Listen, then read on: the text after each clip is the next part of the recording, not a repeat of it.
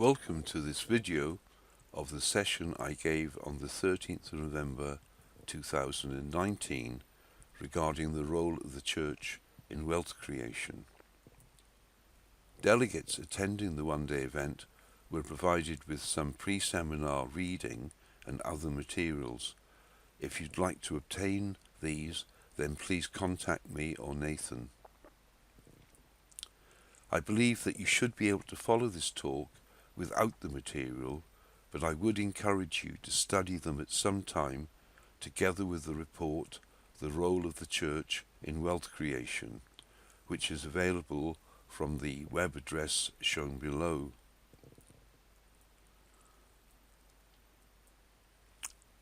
May the words of my mouth and the meditation of our hearts and minds be guided by the Holy Spirit this day and always. I would encourage you to test everything I say by praying and discussing with your colleagues what I am presenting to you today. Before I talk about the main issue that I want to address in this talk, I would like to make some preliminary remarks. I do believe each of you are here today by divine appointment, and that today will be an important part of our journey along the path that God has set before us. Whoever has ears, let them hear what the Spirit says to the churches.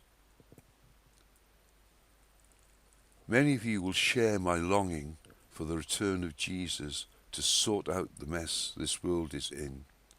Certainly by 2050, unless something happens, this world will not be a pleasant place.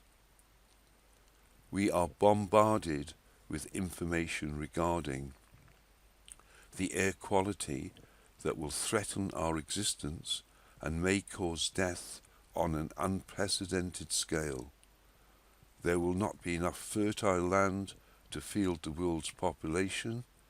The effects of climate change will increase the frequency of unbearable heat waves, resulting in fires destroying even more of the rainforests and ecosystems needed for sustainable life. There is a likelihood of increased tsunamis that will result in the deaths of hundreds of thousands. Mass migration of people, either due to war, political unrest, or just to search for food and habitable land, will cause further war and political unrest that governments cannot deal with. The list is endless, and added to the list is the obscenity of 3% of the world holding on to 90% of the wealth. Not surprisingly, it is easy to become overwhelmed. So let's take a few moments to pray. God, help me not to be overwhelmed.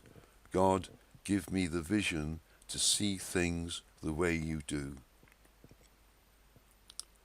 From something wrong to something more. The issue is not so much what are we doing wrong, but rather what is missing that is keeping Jesus' stated objectives from materializing. As you may know, the enemy of the best is not so much the worst, which is usually very evident to us. The enemy can be the good, because by being so satisfying, it deprives us of the hunger for the much more that God has in store for us and His church. I'm sure that you, like me, thank God that you have found a good church, one that places Jesus at the center of everything we do, has sound biblical teaching, great worship, and wonderful fellowship. But I'm also sure that you, like me, often have an uneasy feeling that there is something wrong, feeling that there is so much more that God has in store for His church. If that is the case, what is missing and how can we find it?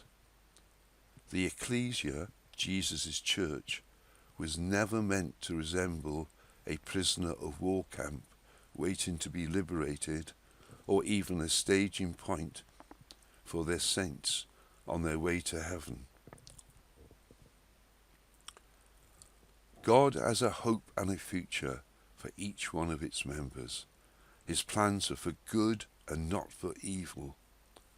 Furthermore, the Bible states with no ambiguity whatsoever that the saints, the church, will overcome the devil and his demons here on earth. What is more, Jesus taught that he will build his ecclesia, and the strongholds of greed, selfishness, consumerism, addiction, corruption, poverty leading to economic slavery, that not only lead to an eternal hell, but cause a living hell for so many today, will be overcome by his ecclesia. Not to believe this means not to preach it and teach it, and not to preach it and teach it means to resign ourselves to mere subsistence or muddling through with a sort of resigned acceptance that the status quo will prevail. This would not only be tragic, but would constitute a dereliction of spiritual duty. And so to the main part of my talk. If you've not received a copy of the pre-seminar reading, please ask Nathan to provide you with a copy, or you can obtain them from the details shown earlier.